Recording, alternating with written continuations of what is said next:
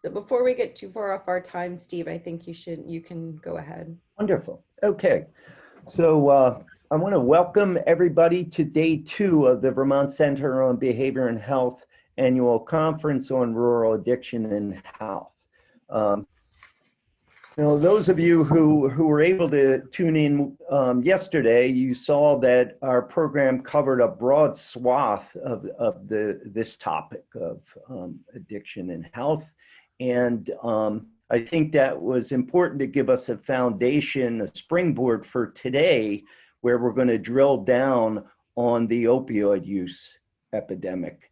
And certainly, in my mind, the most pressing, one of the most, if not the most pressing problems on rural communities these days. They simply did not have a history of opioid use disorder and the clinical infrastructure, so it's just had a devastating effect.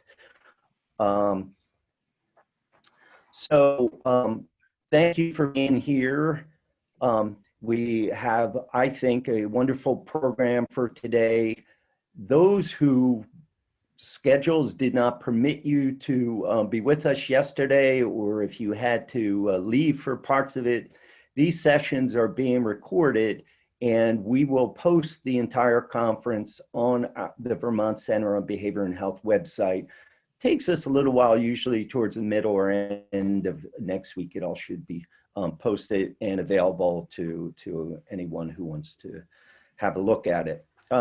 So as I said, today we are going to drill down on the opioid use epidemic, and I am going to turn the lectern over to Stacey Sigmon, who is our center's expert on opioid use disorder, and also the principal investigator and director of the University of Vermont Center on Rural Addiction, or what we're referring to as CURA. So Stacey, without any further delay, please take over. Sure. Thanks, Steve, and good morning, everyone. We're excited to have you join us, and this is our first session, as Steve mentioned, which is we're going to focus on the challenges of treating OUD in rural settings, and we have a really outstanding lineup all day, and especially this morning. But before we dig in, I thought, Nicole, would you just be able, especially for those who weren't with us yesterday, could you just give us kind of some quick housekeeping advice? Sure, I'm happy to do that. We want to let everyone know that we have our chat function open, and that's for everyone who's attending to introduce themselves to each other or have any side conversations that are relevant to our presentations.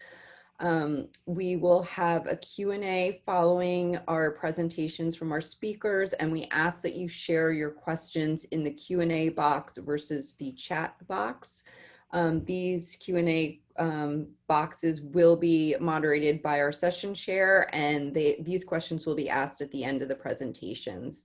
As Steve mentioned, all our sessions are being recorded and will be posted to our website and our YouTube channel, which you can subscribe to, and you'll be notified when the sessions are live for on-demand viewing. And what I neglected to mention yesterday is that you can follow along with anything going on Twitter, and our Twitter hashtag for the conference is VCBH 2020. So just plug that. Thanks, Nicole. All right, so we'll get started.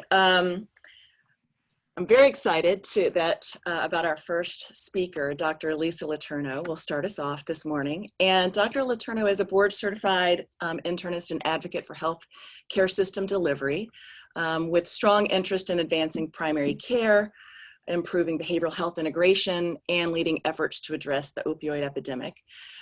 Dr. Letourneau currently serves as Senior Advisor for Delivery System Change for the state of Maine, their Department of Health and Human Services, as well as Clinical Advisor for the Patient-Centered Primary Care Collaborative and the American Board of Internal Medicine Foundation's Choosing Widely initiative.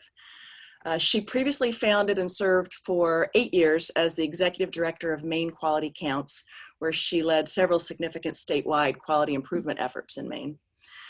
Dr. Letourneau is a graduate of Brown University and the Dartmouth Brown Program in Medicine, and actually practiced emergency medicine for 7 years prior to starting her work in clinical quality improvement. She holds a master's degree from Harvard School of Public Health and has specific interest in building connections between public health and clinical care, especially around the role of physicians and clinicians in helping to develop and lead health improvement efforts. So please welcome Dr. Letourneau, and she will be speaking on the challenges of addressing opiate use disorder in rural settings from a state perspective. Lisa.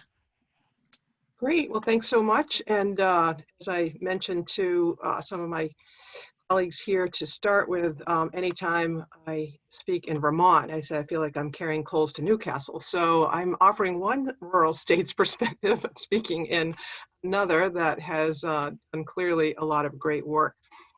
Nicole, just FYI, I'm sharing my screen, but sometimes when I do full presentation mode, it seems to freeze up. So if that happens, I'll just get out once and I'll restart it just in sort of, work mode in PowerPoint. So I just have had that as an issue sometimes. I don't know why. Okay.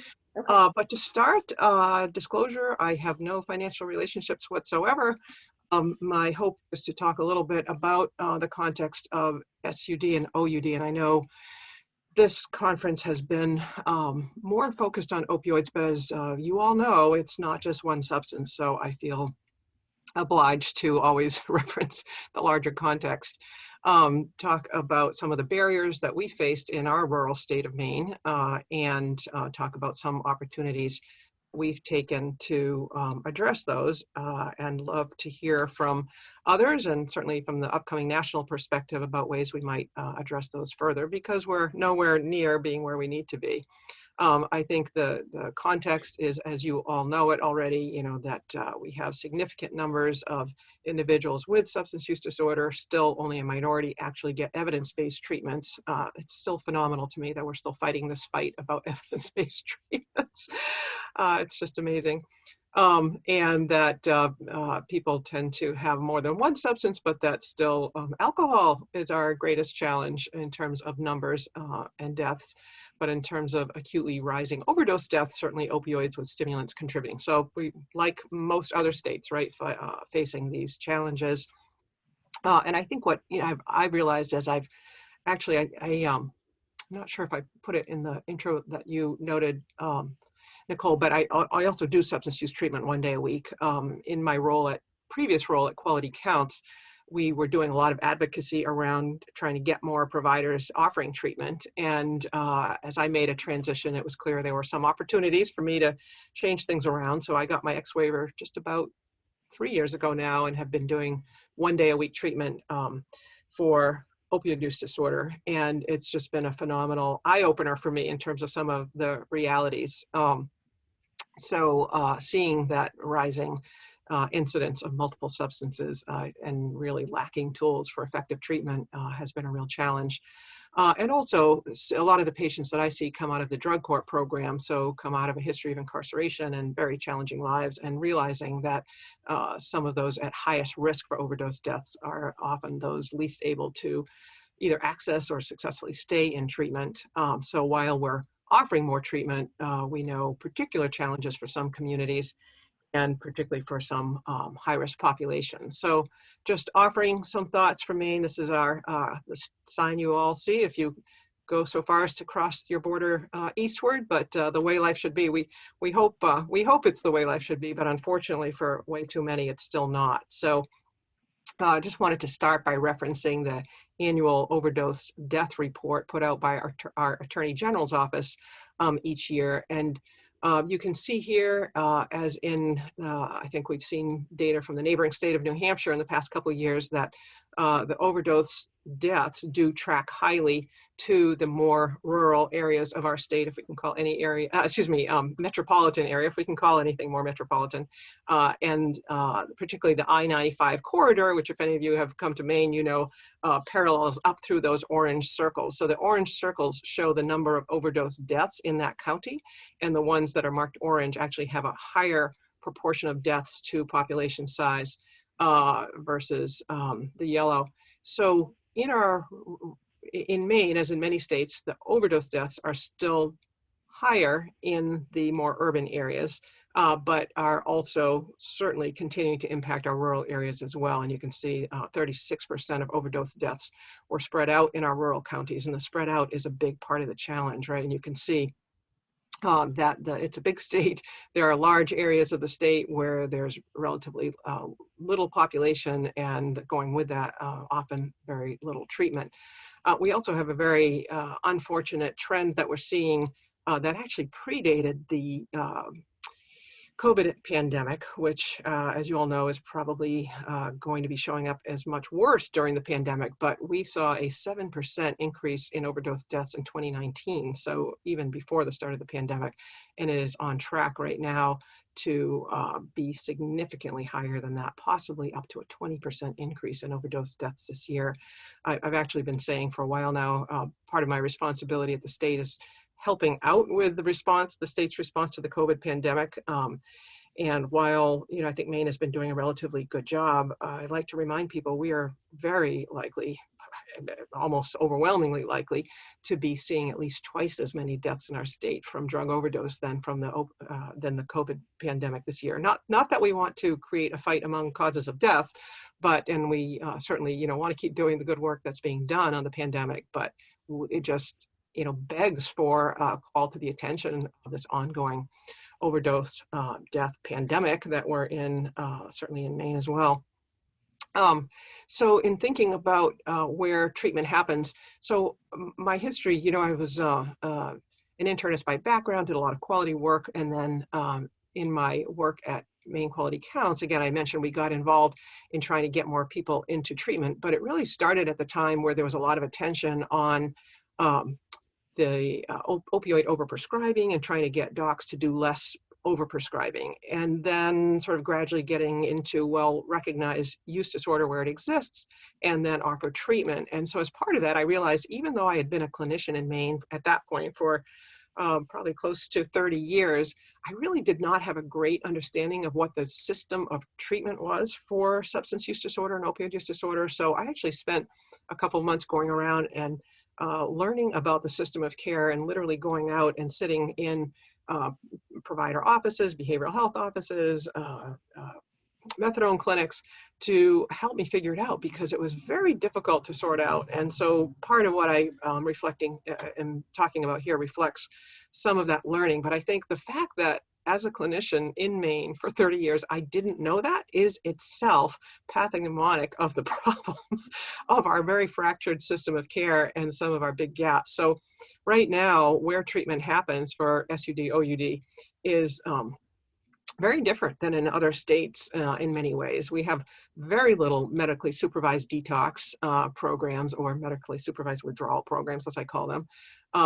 Literally no inpatient SUD treatment programs in the traditional sense. A fair number of residential treatment programs, but only 3 allow or offer, maybe 3 to 5, I've got to minimize my thing here, offer medications for opioid use disorder. And we know that most of the 30-day programs, both nationally and still in Maine, still not only don't offer, but often villainize and stigmatize medications, evidence-based medications for opioid use disorder.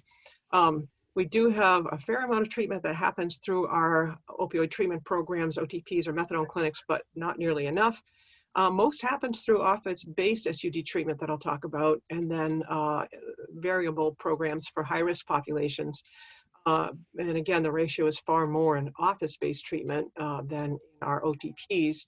And one of the biggest challenges I found is that if you break down the population into high-risk individuals, those at highest risk for overdose, meaning post-incarceration, severe SUD, IV drug use, homeless, really happens primarily in the methadone clinics and in some SUD treatment clinics or outpatient settings, not so much in physician practices. We still have a fair number of what are referred to as cash practices, practices of private physicians who take cash only, and the more stable patients don't have a problem getting in, but the less stable, and particularly in rural areas, have still faced considerable barriers getting in. I mentioned we have a fair amount of treatment happening in methadone clinics, but you can see here the yellow dots represent our OTPs, our methadone clinics. And you might say there's a problem with that, right? So there's a problem with that. It's a big state, and literally the northernmost OTP clinic in Maine, you can see, is there in Bangor, actually several in Bangor, in the, I put my counter right here, but there are people here. There are lots of people in Aroostook County. There's one in Calais, and there's a fair amount of people in Hancock and Washington County. So people literally have to drive hours to get to one of these clinics, and in the western part of the state as well. So there are people in Franklin and Oxford County who would have to drive, who do drive to Androscoggin or to Augusta or Lewiston. Significant gaps there that date back to really stigma about the role of methadone in opioid treatment, and then to years of historical underpayment, which was worsened in the last administration, and we're still paying the price for that. Additionally, we have, again, the bulk of our treatment happening in office-based settings, which are a mix of freestanding SUD treatment clinics, which is really the majority of where it's happening in Maine. Some in primary care, but as I mentioned up front, not so much like Vermont, where I think you've developed a very effective and widespread hub and spoke program. People talk about hub and spoke in Maine, but everybody means something different. And it is certainly not like Vermont, where most of it is happening, the spoke treatment happening in primary care. There are some, but it tends to be the more stable patients, the paying patients, patients who are not going to, cause a disruption or be hard to fit into schedules. Far more of it happens in freestanding, and particularly in our state, the organization groups recover together, which to their credit have come in and really filled a lot of gaps around the state in terms of setting up clinics in places where there was no treatment before. We have a variety of other organizations that also are somewhat in that space, but interestingly, our behavioral health organizations, our community mental health centers, been very slow, very slow to adopt evidence-based medications for opioid use disorder. A lot of counseling, but not a lot of medications. And I think a lot of historical, reflection in that as well. And my personal observation, and maybe bias, is that I think a lot of those centers, mental health centers, have people who come from the alcohol world, many from a lived experience, who believe abstinence is the only effective path to recovery, and did not grow up in the era of evidence-based medications and bring that abstinence-only model, and have been, again, very reluctant to bring medications into treatment. Good news is we certainly have had a significant jump. I believe a couple of years ago, we were at roughly 600 ex-waiver providers, and we've almost doubled that. We are just over 1,100 right now. But the problem is who's prescribing. And the reality is, if we look at our PMP data, more than half prescribed either for none or one patient in the past year. So, great news. People are getting out there and doing it, but they're not necessarily offering significant amounts of treatment. And it tends to be clustered in a few providers. I'd say about 100 providers who treat more than 100 patients. And then still significant gaps, I mentioned, for high risk, for rural, real gaps in terms of patterns of treatment and integration of care. We still see significantly long wait times. Again, this concern about, I can't take an unstable patient. Real differences in terms of dosing of buprenorphine. We tend to be a low dosing state, but there's a lot of variation, approaches to counseling, how people monitor. And again, I don't think this is necessarily unique to Maine.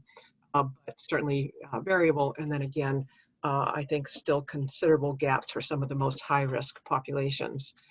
I think stigma is still a significant barrier, particularly in rural communities where people feel that they'll be known, they'll be seen going into the clinic, and stigma among the front office staff or in pharmacies. Right, I hear that from my patients all the time. I treated badly at the pharmacy, made to wait, wouldn't fill, ran out, didn't call me as the prescriber. Just all kinds of things that I think are the manifestations still of stigma against OUD and medications for OUD.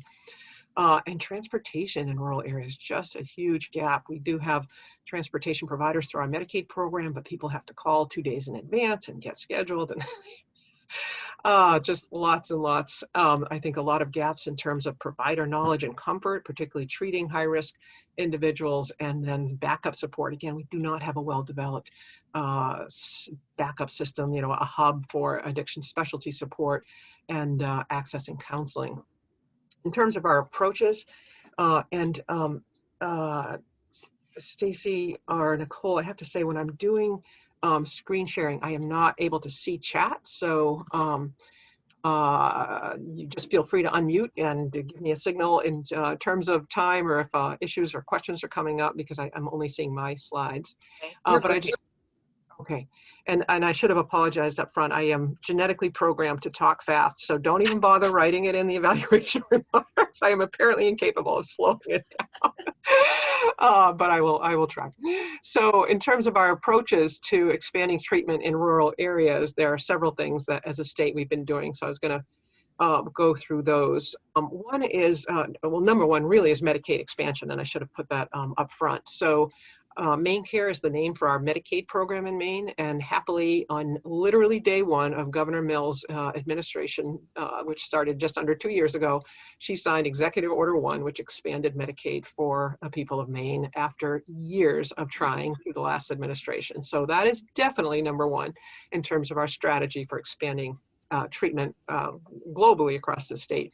Then specifically within the Medicaid program, we have worked over the last several years to develop a new care and payment model called our Opioid Health Home Program under Section 20703 of the Affordable Care Act, the Health Homes provision, which I believe is also what Vermont takes advantage of with your hub and spoke model, to offer basically a bundled approach to payment that allows practices, ambulatory practices, to offer more of a team-based approach to treatment and counseling that bundles services for a range of conditions, including HIV care, behavioral health, primary care, and social service support. The practice is paid a per member per month payment and encouraged to try to coordinate care. It was a bit of a slow start, but we now have 40 opioid health home organizations that cross primary care and behavioral organizations, as well as these freestanding substance use treatment agencies that offer care over 93 locations across the state. You can see here the number of members, Maine Care members served has grown over the last couple of years to now be just about 2,300, and it includes both actually Medicaid and uninsured. It's also our vehicle for offering treatment for uninsured patients. You can see the red line at the bottom, which has been steady, and now with Maine Care expansion, it's more of a stopgap that they first come on uninsured and then they go into Maine Care, which partly explains the rising blue number as well, which is a good way for us to try to handle that payment. The distribution is good. You can see certainly covering areas of the state that are very rural. The rim is very rural. So the fact that we've got these practices, the rim, now we still have a lot of population in the more urban areas. I just sound ridiculous saying anything in Maine is urban, but in the I-95 corridor, but also up the coast. A lot of this is the organization groups that I mentioned. I believe they have, oh gosh, in the teens now, maybe 12 or 15 sites around the state, and they literally would go in and say, well, where's treatment not available right now? Let's open a practice there. So many of these, again, in the periphery of the state are groups, offices, and again, that's the organization groups, and their model is that, you know, people get care in a group setting. They have to attend a group once a week. I'm not sure how big that is in Vermont. It's fairly present in New Hampshire as well. And so a bulk of that treatment through Opioid Health Home is through these freestanding substance use treatment providers, such as groups and others. And again, not some in primary care, but not nearly as much.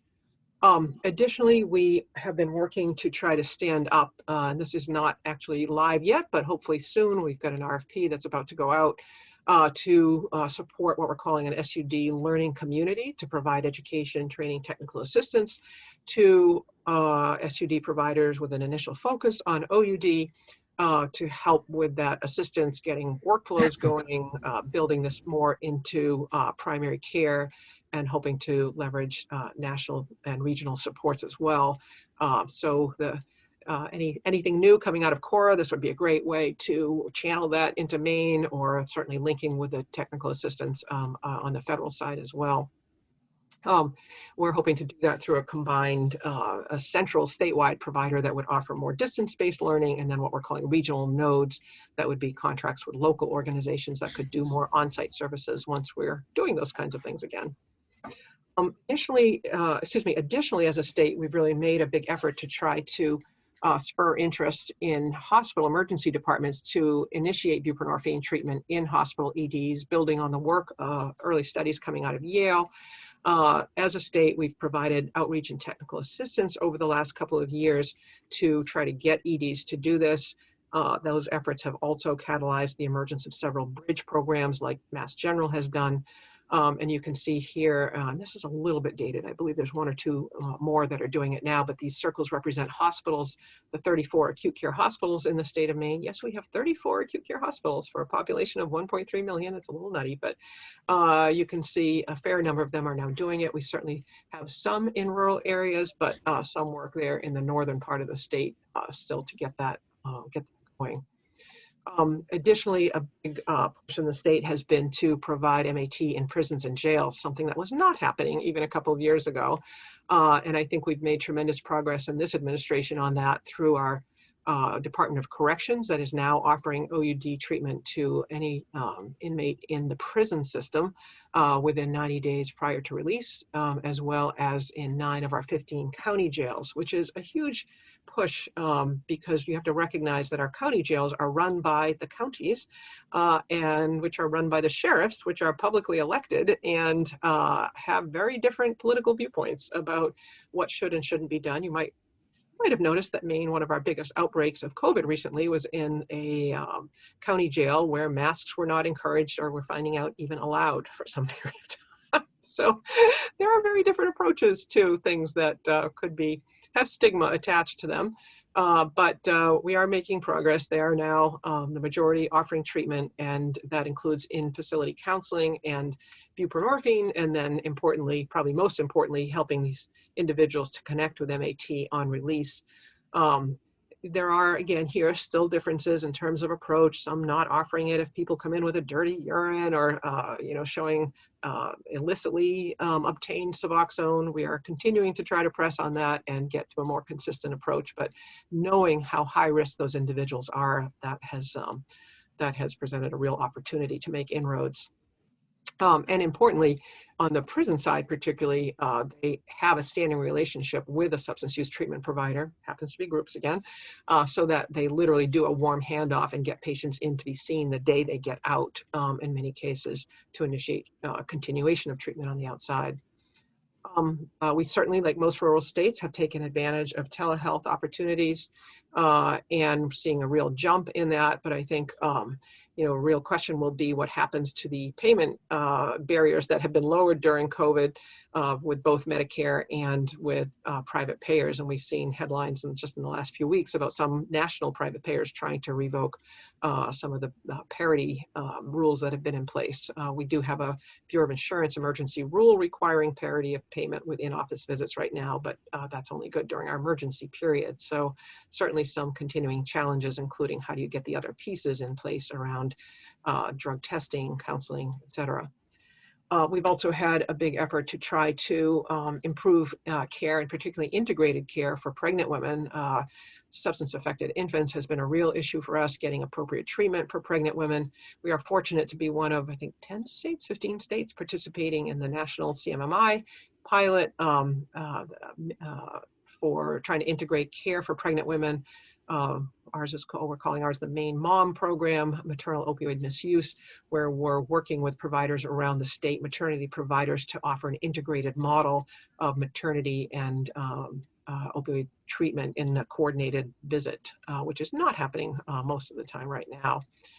Really trying to offer one-stop shopping for moms that includes not only MAT and pediatric care, but attending to social needs as well, and then extending out through the postpartum period with treatment for things such as long-acting reversible contraception and support for the infants. And then lastly, I'm sorry, I'm not able to, I'm monitoring my time too well here. We have been trying to explore opportunities to promote a co-responder model. Recently found out that we got additional federal funds, so thanks again for the federal support, that embeds an SUD liaison with first responders, both EMS and law enforcement, to get out to overdose response and make an immediate referral to treatment, assist patients with navigating or individuals with navigating the treatment system and getting into enrollment, the Medicaid program. We are starting an initial pilot in the Bangor area, which would have certainly connections to rural communities, and hope to expand that otherwise. So I think we've made some initial good steps. We have a lot more work to do. We need to continue to expand our opioid health home program, provide support to MAT providers to increase their capacity, continue efforts to get to these vulnerable populations and address some of these gaps. We are also importantly under other federal funding, from the Support Act, developing a treatment locator, similar to what other states have done. I know New Hampshire, I think, has quite a good one. I'm not sure where Vermont is. Kentucky's, I think, is a great model. So we were about to put an RFP on the street soon to develop one that would be both phone and web-based and help people get to an appropriate level of care. So that's it from me. I turn the baton back over. And apologies again, Nicole, I did terrible with my timekeeping, so I'm not sure where I am, but. No, you're fine, Lisa. Thank you. Yeah, this is great. Thank you so much for that great presentation, Lisa. I was sitting here thinking, I'm always inspired when I think about all the efforts that are taking place in Maine, and then you realize that it's something like 4 times the size of Vermont, right, in terms of square miles. So I just always think about that massive scale. And especially the co-responder. I wrote down a note to stalk you later after the session to learn more about that co-responder model, because that sounds really innovative. So what we're doing for this and other sessions is holding questions for each individual presenter, and then we'll have kind of an open Q&A session at the end. And so please, anyone, if you have any and all questions or comments for Dr. Letourneau, please enter them into the question and answer box that you'll see at the bottom of your screen, and then we'll be compiling them and having a nice discussion with all of our panelists at the end. So now if we move to our next presenter, Dr. Richard Jenkins, who comes to us from the National Institute on Drug Abuse. And Dr. Jenkins will be sharing a federal perspective on the challenges of addressing the opiate public health crisis in rural settings. He is a clinical psychologist and has been with NIDA's prevention research branch since 2006. Prior to that, he was with the CDC's Division of HIV/AIDS Prevention, as well as holding earlier research and teaching positions in academia and with the Department of Defense's HIV prevention program. Throughout his career, Dr. Jenkins has been involved in a variety of domestic and international projects related to HIV prevention, including vaccine trials, community assessments, investigations of social and behavioral epidemiology of HIV exposure, and the design and evaluation of HIV prevention interventions. And his current portfolio at NIDA includes HIV prevention in domestic and international settings across a really wide range of key vulnerable populations. Dr. Jenkins also serves as a scientific officer for the multi-agency rural opioid initiative that includes parts of, I think, Vermont and New Hampshire, if I'm not mistaken. So please welcome Dr. Jenkins again, sharing his perspective from through a federal lens. Welcome. Hey, thank you very much. I think I was given a rather broad charge here, so this will probably be a little bit more of a 30,000-foot view than Lisa's, but hopefully illuminating in its own way. I will begin by reviewing the various federal sources of data, just in terms of the big picture of the opioid epidemic in the United States. And then focus on various federal responses with particular attention to responses from the National Institutes of Health, which obviously I know better than some of the other agencies, and briefly mention some of the responses related to COVID. Um, if we're talking about rural opioid epidemics, actually I'm surprised nobody has mentioned the difficulties that can take place in terms of defining what's rural. And this is a non-trivial matter because defining places as rural often has consequences for the availability of policy and resources. And depending on which federal agency's definition you use, the number of people who are rural can change by millions, sometimes even 10 or 20 million people. And so I don't want to spend a whole lot of time taking a deep dive into this. It really could be its own discussion. But I've provided a link here, which is a very helpful tool, a HRSA-funded site that enables you to take your jurisdiction, your zip code, county, town, and see how it fits the different definitions and how that might affect how you qualify for different kinds of programs that could provide resources for your community. In general, if you try to look at research on the rural opioid epidemic, there isn't a lot of it.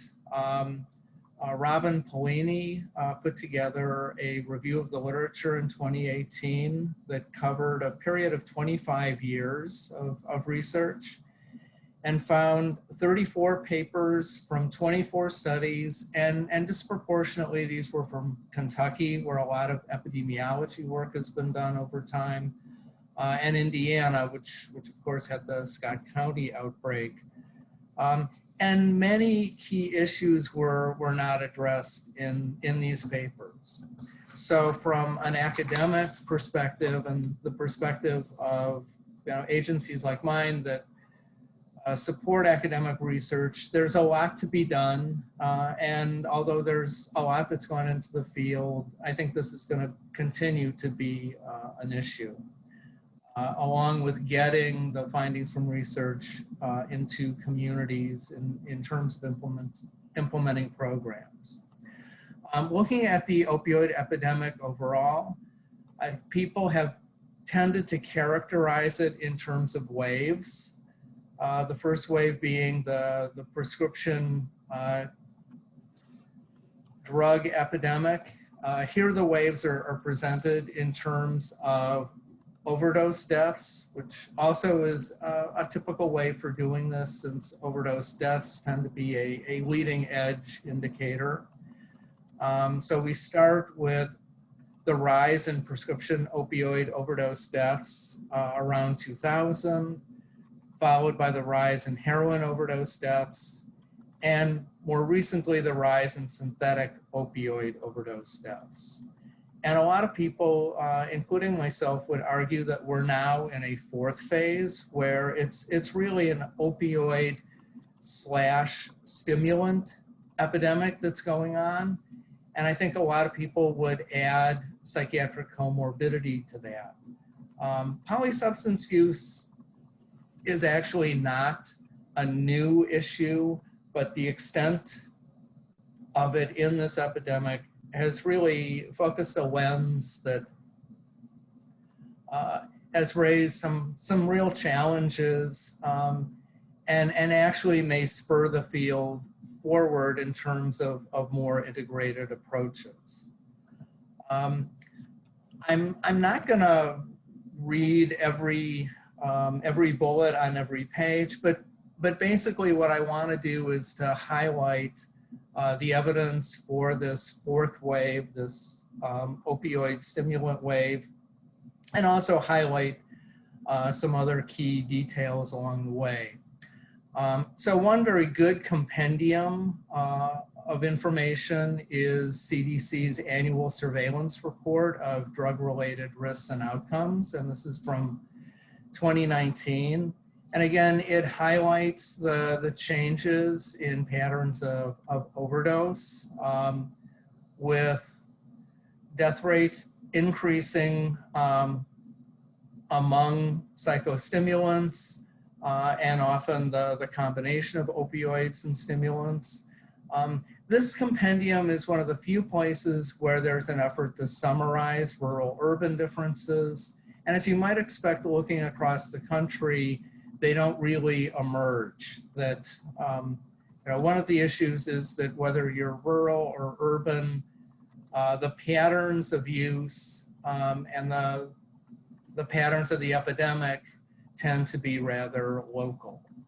Another source of evidence comes from the National Survey on Drug Use and Health. This is a household survey that is supported by SAMHSA and carried out by Research Triangle International, involving approximately 65,000 people every year.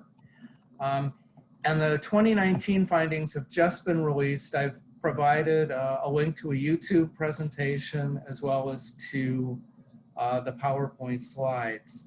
And essentially the highlights again really point toward methamphetamine use increasing, particularly among adults, while you see stability or even some evidence of decline with the more traditional opioid indicators. And probably the most notable thing in terms of the heroin use has been a decline in initiation in the youngest group. And the NISTA survey, as it's known, also highlights the very low rate of illicit drug users generally in treatment, with self-help groups being the most common form of treatment. The survey also really highlights the increasing number of people with mental illness and substance use disorders. And the way that they present the data is from the perspective of people who have mental illness. And so approximately half of those with severe mental illness, which includes psychoses and other mental illness requiring hospitalization. Half report some illicit drug use, and 40% of people with less severe mental illnesses also report illicit drug use. And significantly, very few people who have these co-occurring disorders receive treatment for both. CDC presents data relevant to the opioid epidemic to a large extent from the perspective of their overdose surveillance programs. And they also have a recent report, which is here. And again, what we're seeing is an increase in overdoses that include stimulants and opioids, typically synthetic opioids. And there's a sub-analysis of this that also was published actually just yesterday, I think, which illustrates how cocaine-related overdoses have tripled since, I believe it's 2013. So again, a lot of evidence documenting this opioid/stimulant epidemic. In terms of non-fatal overdoses, this slide represents fatal overdoses. Non-fatal overdoses, which are collected from emergency room databases, also demonstrate an increase in terms of polydrug overdoses and overdoses including opioids and either cocaine or amphetamines. NIDA has an early warning system, the National Drug Early Warning System, or NDUS. This involves a number of Sentinel community sites which prepare annual reports. And these combine a number of local data sets. Most of them include toxicology. Some of them include treatment system data. And so in terms of, and this is based at the University of Florida. For many years, it was at the University of Maryland. They're going through a transition year. The map that I present here, which includes Maine as a rural sentinel site is from the University of Maryland iteration, which is finishing up. There's a somewhat different set of sites that includes West Virginia in the current version of NDUs. But in terms of the site reports, as you would imagine, changes in overdose vary somewhat by location. And for periods ending in 2019, these were mostly stable or showed small decreases. Fentanyl was dominating overdose, but stimulants increasing.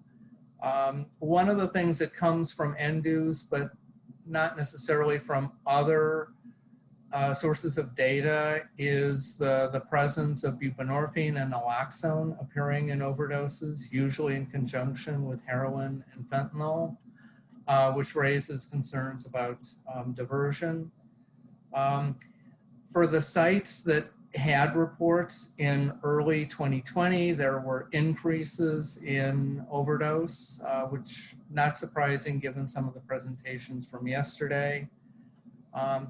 And one interesting difference in the most recent reports is some evidence of meth use spreading beyond white communities. There's been a long-term concern, particularly in urban areas, that meth use would break out into African-American communities. And that seems to be occurring in some localities. So I've talked about the opioid epidemic in general. And so what has been the response? The office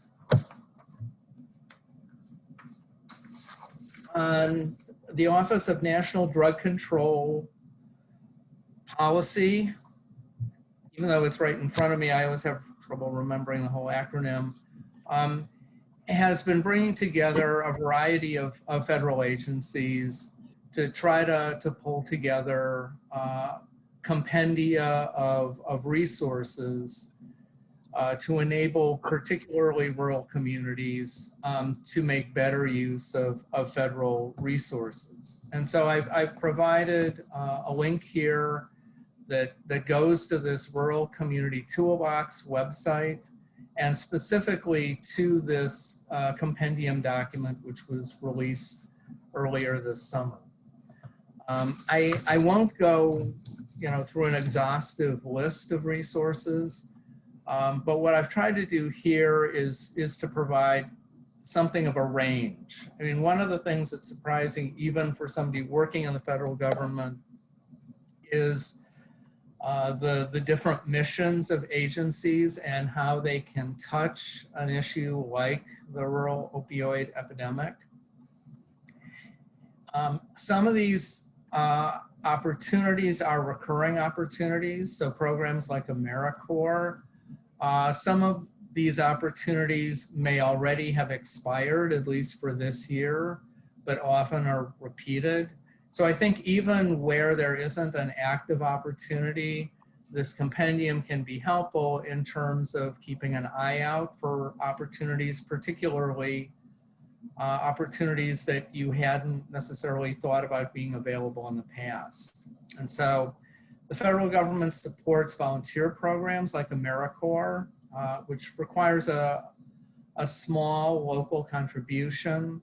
The Department of Agriculture, which has an economic development mission, supports construction of health clinics. The Department of Commerce has been supporting broadband initiatives. Unfortunately, they typically stop at the last mile, but they can bring broadband into communities. There are a number of telehealth initiatives, including those from the VA, SAMHSA, and the Department of Agriculture, among others. There are programs to support rural transit from Department of Transportation. HHS, which is the umbrella for NIH, CDC, SAMHSA, CMS, HRSA, supports rural health integration for children. There's been support for drug court programs, and there's been support for tribal programs both through Indian Health and through other agencies. Actually, NIDA has a relatively large American Indian Alaska Native research program.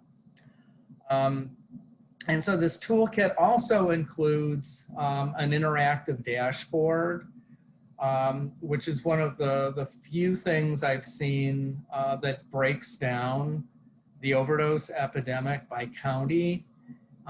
And you can use this dashboard, which was prepared by the National Opinion Research Center at the U of Chicago, to overlay factors such as education, employment, and so forth, which may be helpful for state level planning.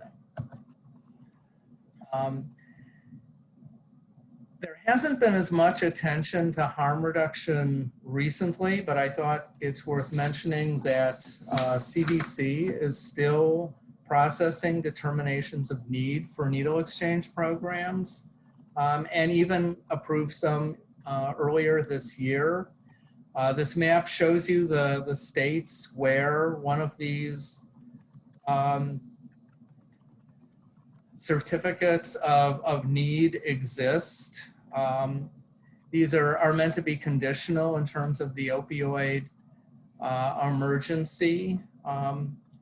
But now we have 44 states. Some of these determinations of need are statewide. In some places, they are locally specific. So needle exchange continues to expand.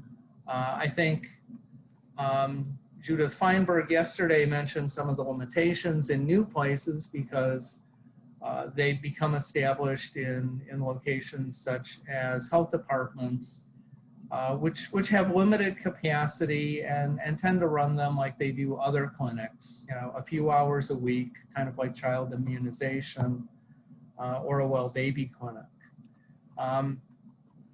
At NIH, the broad umbrella for our opioid initiatives is something called HEAL, helping to end addiction long term. And this actually is an umbrella for multiple research initiatives across NIH. A lot of these are housed at NIDA or include NIDA participation, but these actually cross quite a number of institutes. Broadly speaking, these include research to practice translation research, initiatives to improve the understanding, treatment, and management of pain, implementation research, looking at ways to integrate addiction services better into criminal justice and primary care, and prevention of opioid misuse among youth. Probably the largest of these initiatives, and certainly the largest at NIDA, is something called Healing Communities. And I think people probably have heard about this. One of the Healing Communities sites is in Massachusetts. This is a NIDA-SAMHSA collaboration. And in terms of the expectations for this initiative, 30% or more of the communities included in the applications needed to be rural. There are some specific outcome targets for this, including a 40% reduction in overdose mortality. These projects are in the field and collecting data, so they don't have results at this point.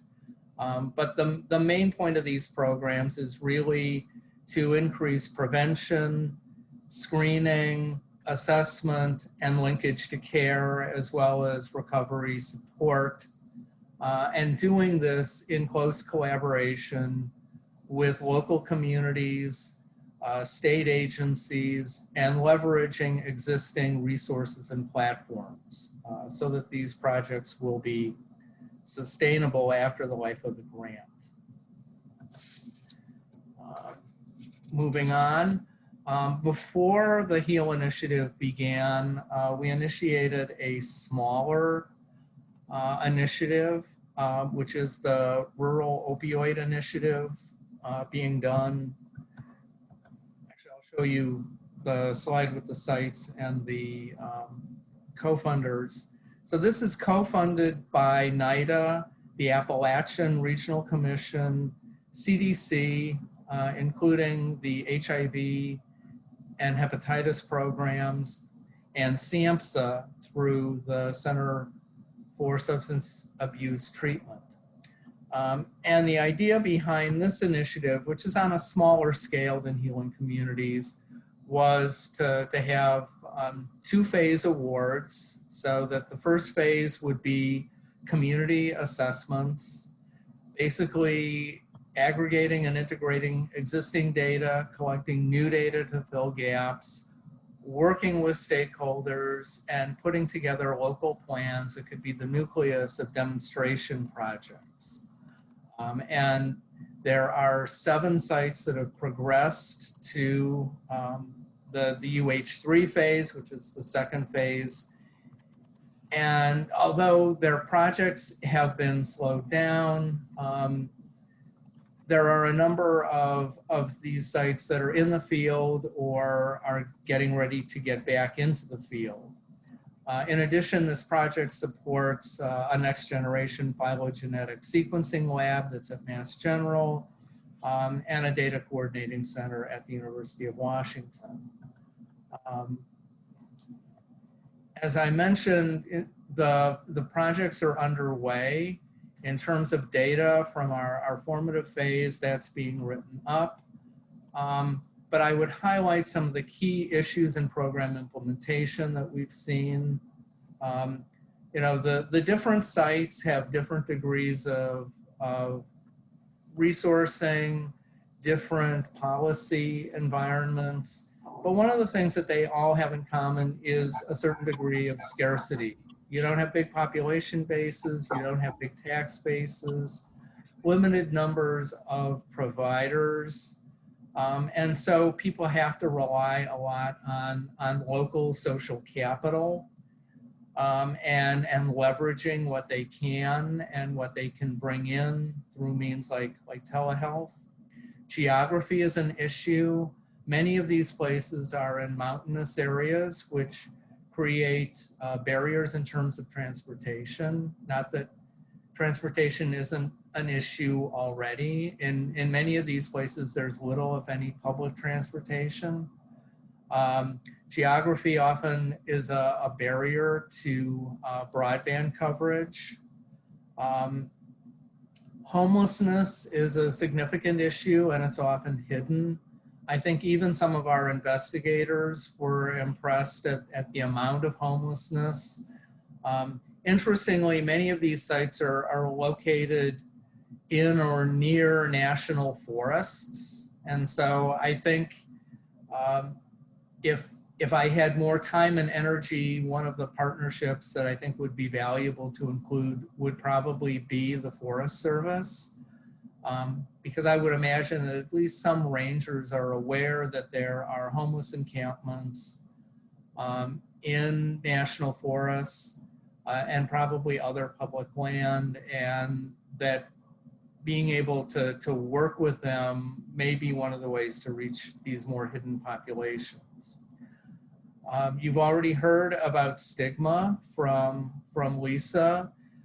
Stigma toward MAT, stigma toward harm reduction in many places, stigma toward drug users, and in terms of getting waivers for practitioners, there's often an anticipated sense of stigma, that people get concerned about the character of their practice changing, their waiting room, their reputation in the community. And there are issues in terms of adapting SSPs to rural environments, as I mentioned. You know, there often isn't the nonprofit sector support. You have to rely on health departments, and the integration into health departments often means that SSPs are not available as often as they are in other places. There have been efforts to do mobile SSPs. However, the issue there is that it's not like being, for example, in the South Bronx in New York City, where the mobile van is in every neighborhood almost every day. In rural areas, you can't be everywhere every day. In terms of some key observations regarding the epidemic, these projects were able to see the rapid growth of fentanyl. Much of it had taken place before they went into the field, but the awareness of that was growing. They've seen the resurgence of methamphetamine in real time. Significantly, particularly outside of New England, these sites had pre-existing meth epidemics, which dated back to probably the 1990s, had declined, but have come back. One of the things that's interesting in terms of COVID is that the methamphetamine supply in most of these places seems to be quite robust. It's been the opioid supply, whether it's heroin or the more common fentanyl, that often has been more disrupted.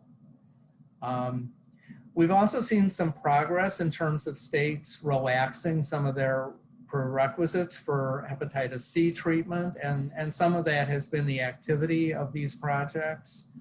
And a caution also has been that in some places we've seen compassion fatigue among first responders, that because the opioid epidemic requires a lot of local social capital, particularly in smaller places, there's a point where people get burned out and it becomes difficult to keep people motivated to provide compassionate services. In terms of other federal investments and initiatives, I'll highlight NIH and CDC. The vast majority of NIH grants in general are investigator initiated, and so we also have investigator initiated grants looking at rural opioid epidemics, looking at things like determinants of access and service use, implementation research in rural environments, and looking at policy effects on local drug use and prescribing. We've also tried to stimulate research through supplements to the Centers for AIDS Research, and this has resulted in some community assessment work in rural areas. CDC has been very active with supplements to their surveillance programs, as well as specific initiatives to increase hepatitis surveillance and prevention programs, and also trying to make better use of surveillance data. I think people often have seen the modeling of the 220 counties in need. Very early on, CDC realized that there were some issues in terms of classification. The main drivers of that model are, white race and low income, and there are places that are at risk that are not predominantly Caucasian, and there are lots of places with low income that haven't really developed significant problems. And so CDC has been working with the states to develop more detailed hepatitis situation reports and moving those toward developing state level strategic planning.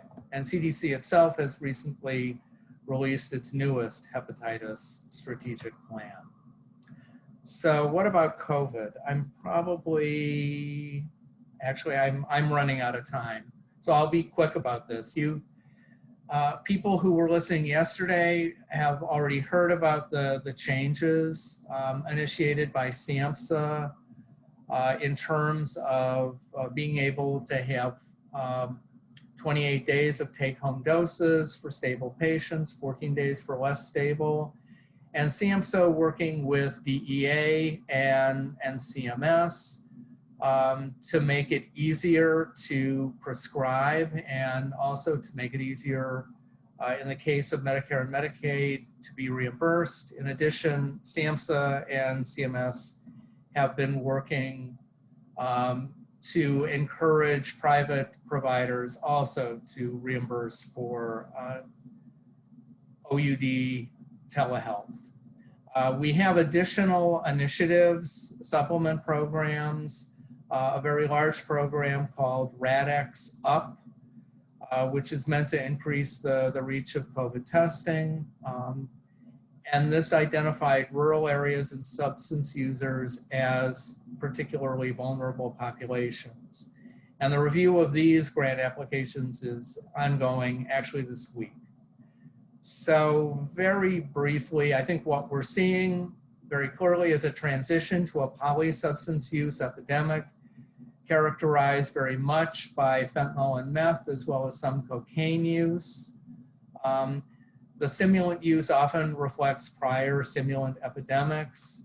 A lot of new resources have gone into the field with targeting of rural communities. We've seen some stabilization of some opioid epidemic indicators, but the transition to this polysubstance use epidemic poses real challenges, particularly the absence of scalable, efficacious treatments for stimulant use. Treatment utilization remains low. SSP coverage has continued to increase, and this is probably a promising new area for increasing naloxone distribution. But there's a great deal of work that still needs to be done. In terms of COVID, on the plus side, we've seen changes to prescribing. We're in the process of studying how COVID has actually changed service implementation, and hopefully we'll get some indications of whether telehealth and other initiatives have mitigated some of the problems related to COVID. On the other hand, there have been changes to drug markets, which seem locally and temporally variable, and these probably have been contributors to the increases in overdoses that people have seen. So let me stop there. Here is my information. I'm happy to be participating in the Q&A, and I'm happy to take questions afterward. Thank you so much, Richard.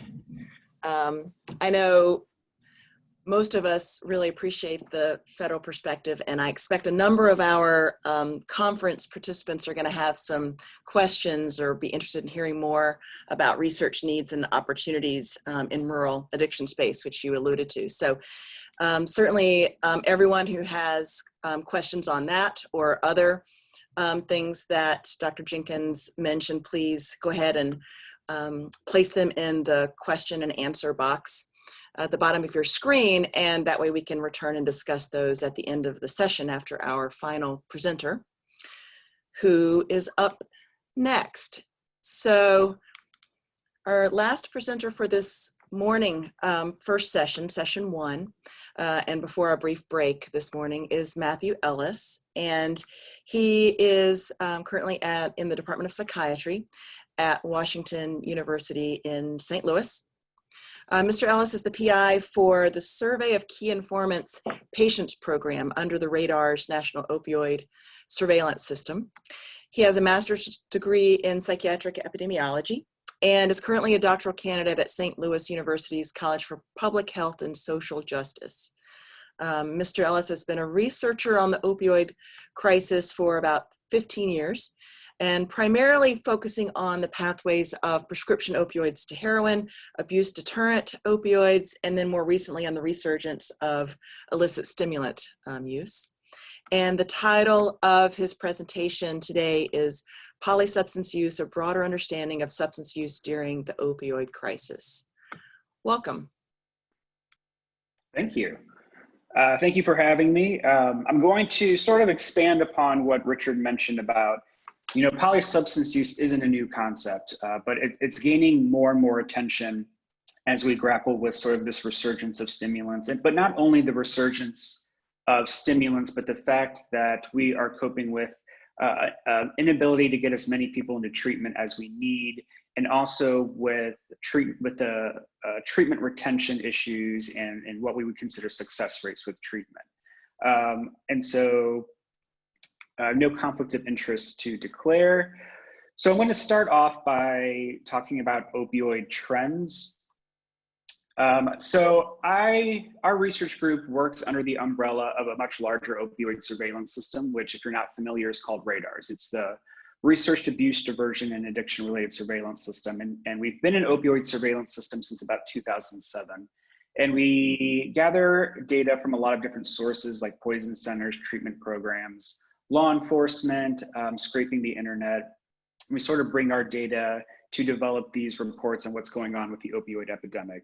I'm going to focus more on the research program that we have at Washington University in St. Louis, which is gathering data from a bunch of different treatment centers around the country. So we have about 120 treatment programs from all over the nation in 47 states, where we collect data on people who are entering treatment for opioid use disorder.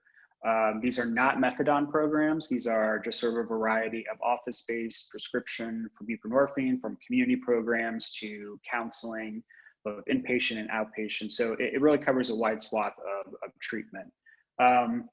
This introductory data stems from a paper we recently published in the American Journal of Public Health, talking about polysubstance use within the opioid crisis. So what we did is we looked at polysubstance use patterns among opioid users from 2012 to 2018.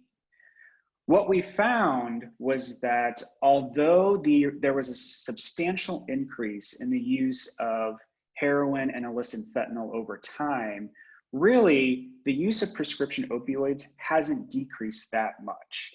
There's a lot of emphasis on heroin and illicit fentanyl right now, rightly so, because they are provide a much greater risk for opioid overdose, but prescription opioids are still a substantial part of this picture.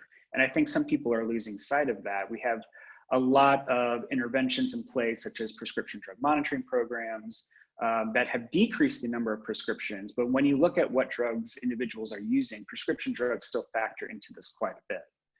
And in looking at urban areas, what we see is that the shift towards more heroin and illicit fentanyl use has now, for the first time, exceeded that of prescription opioids, but they're still roughly neck and neck. And in rural areas, what we've seen is that it's sort of a delayed effect.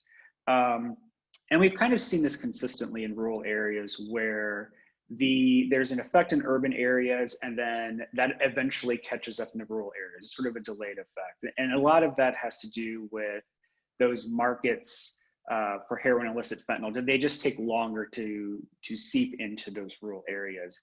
But make no mistake, those trends are still occurring in the rural areas, just sort of a delayed effect.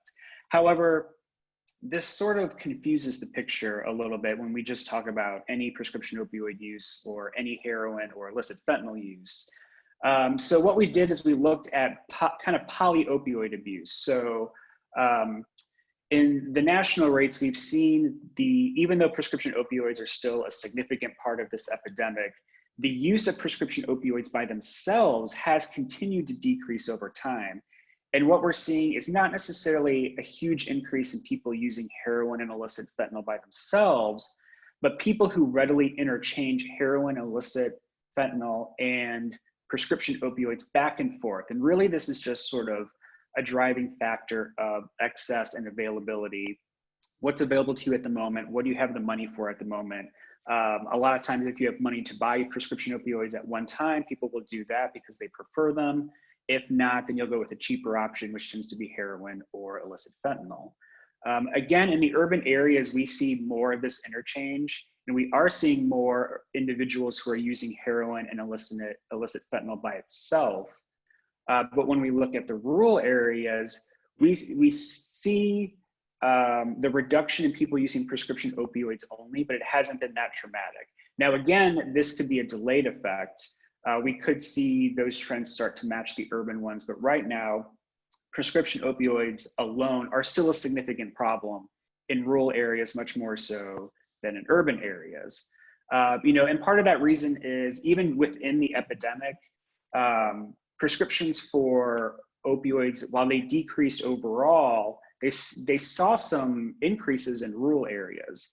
And when you think about healthcare access and what treatment looks like for pain management in rural areas, that sort of makes sense.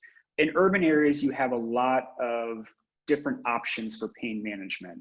There's a lot more resources. There's academic hospitals who may be exploring new avenues of pain management that aren't necessarily opioid related. But in more rural areas, there's less resources, there's fewer hospitals, fewer doctors.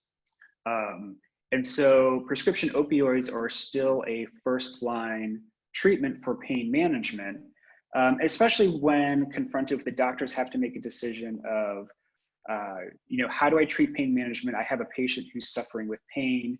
I don't have a lot of other options. So let's try and still stick with prescription opioids. And they may differentiate their practice around that. There may be these provider differences in how they manage people on opioids, but they are still widely prevalent in rural areas.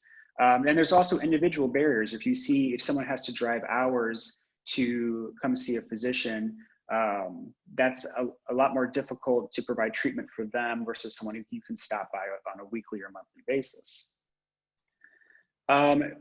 Even though prescriptions for opioids are still widely prevalent in these rural areas, prescriptions for medication-assisted treatment are not so much. This was a recent paper that came out this year that looked at rates of individuals who were waivered to provide office-based buprenorphine. And even though they saw significant increases in urban areas, there wasn't much increase in the number of waivered providers in rural areas.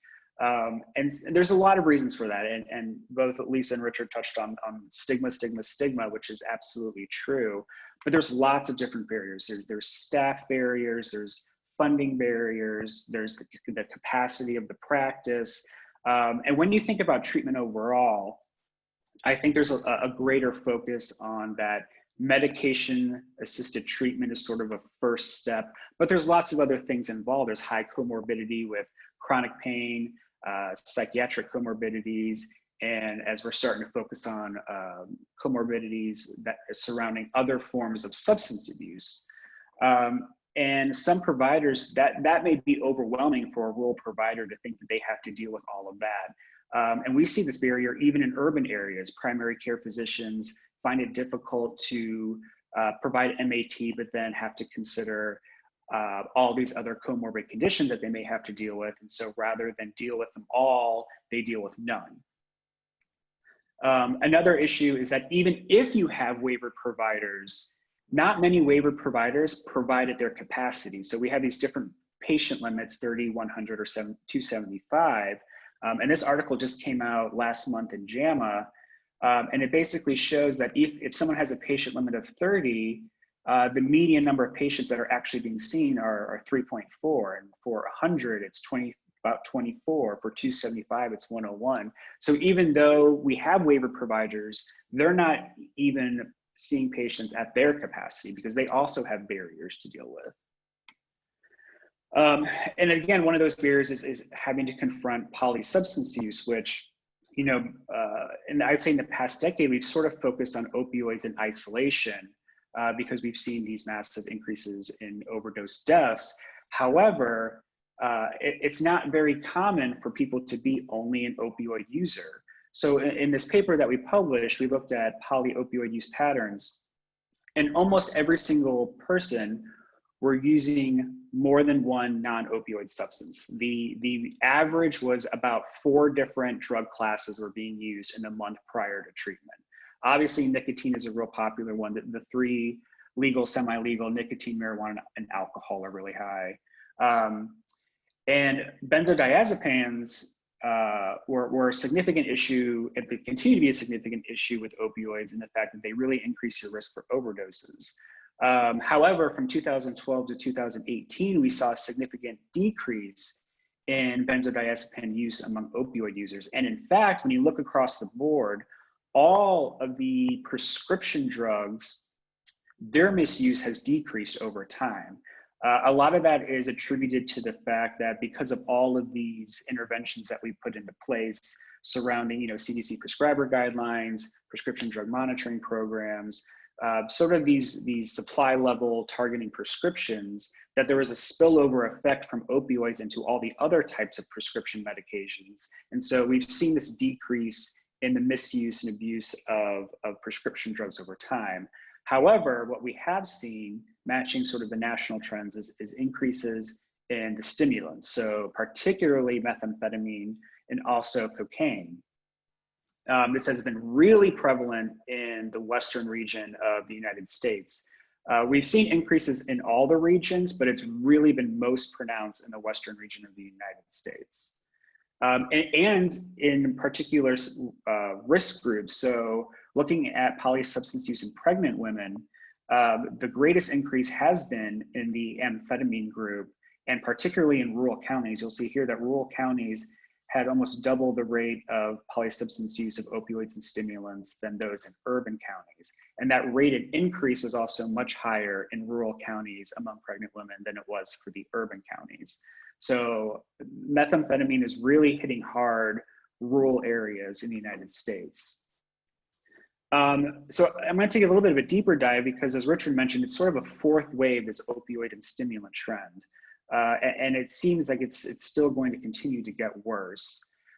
So as we've all seen the CDC picture of opioid overdose deaths, what's interesting is that in 2018, we started to see our first decreases in opioid overdose deaths. It was a small increase, or small decrease, but it was a decrease. However, when you look at the placement of these, what you'll see is that cocaine and psychostimulants at that same time